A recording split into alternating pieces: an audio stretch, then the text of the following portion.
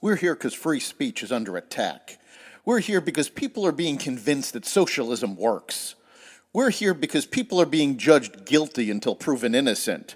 We are fighting back with facts. This is not a safe zone, so buckle up, Buttercup. This is the raw, naked truth.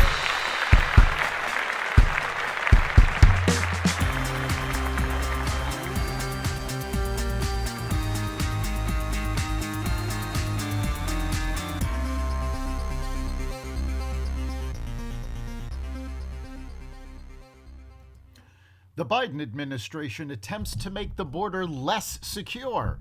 Russia increases Ukrainian attacks. Iranian students continue protests, and more. Welcome to the Raw Naked Truth. I'm your host, Eric Lopkin, and here's the news you need to know. Arizona Governor Doug Ducey was accused this week by the Biden administration of trespassing as the Republican governor makes efforts to fill gaps along the U.S.-Mexico border with shipping containers. Ducey announced last week that he would have crews install shipping containers along a section of the border to fill gaps not covered by a wall.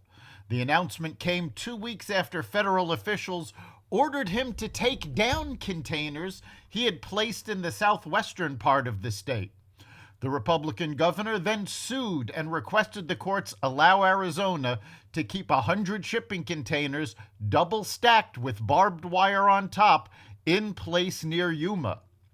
The containers were put in place in August to fill gaps in the border, which Ducey said was pushing back against, quote, the inaction of the Biden administration in stopping migrants from entering the state from Mexico, unquote. Russian missiles hit critical infrastructure in Kyiv, Kharkiv, and other Ukrainian cities on Monday. Water and electricity were cut off in large parts of Kyiv, the country's capital. There were reports of power outages around the country as well. Instead of fighting on the battlefield, Russia fights civilians, Ukrainian Foreign Minister Kuleba tweeted. The attacks came after aerial and naval drone strikes damaged ships in Russia's Black Sea fleet in the Crimean port of Sevastopol over the weekend. Ukraine has not claimed responsibility for the attack. Russia suspended the United Nations brokered deal to allow Ukrainian grain exports after the drone strikes, triggering what Ukrainian President Volodymyr Zelensky said would be conditions of artificial famine around the world. Chicago recorded another bloody weekend with nearly 36 shooting victims, including a teen found shot in the head inside a car, 2 women struck while standing inside a kitchen, and a man shot through an eye, authorities said. The eruption of violence occurred from 6 p.m. Friday to 11:59 p.m. Sunday, Chicago police said. In total, there were 32 reported shooting incidents and 35 shooting victims, which included at least 4 juveniles. Police said at least 5 people were murdered over the weekend.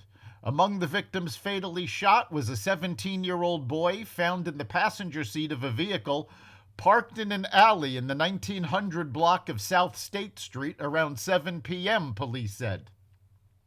The victim had a gunshot wound to his head and was pronounced dead on the scene. Iranian students defied a government ultimatum and returned to the streets for more anti-government protests on Sunday. Students at dozens of universities continued protests over the death of 22-year-old Mahsa Amini after her arrest by morality police over the way she was dressed. Security forces used tear gas and gunfire in an attempt to disperse Sunday's crowds. Security is the red line of the Islamic Republic, and we will not allow the enemy to implement in any way its plans to undermine this valuable national asset, hardline President Raisi said, as quoted in state media. Tehran has accused the United States and Israel of encouraging the unrest. Meanwhile, the Biden administration continues to seek a nuclear deal with the Iranian leadership. Elon Musk accused Twitter's former board of directors and their lawyers of deliberately hiding evidence from court proceedings, days after the entrepreneur's $44 billion deal was finalized. Wachtell and Twitter board deliberately hid this evidence from the court, Musk tweeted Sunday night. He included a screenshot of internal messages from a Twitter executive referencing fraudulent metrics. Stay tuned for more, the billionaire added. Twitter was represented by Wachtell, Rosen, Lipton, and Katz lawyers in their legal proceedings with the entrepreneur. Proof of fraudulent metrics at Twitter may serve as a basis for arguments that Musk significantly overpaid in the $44 billion deal.